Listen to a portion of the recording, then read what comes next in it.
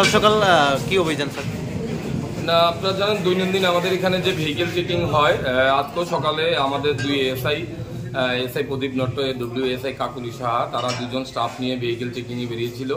তো চেকিংয়ে যখন গাড়িগুলো চেক করে তখন একটা কমান্ডার জিপ চেক করে, তার মধ্যে ফরেন লিকার সহ তিনটা পেটি পায়।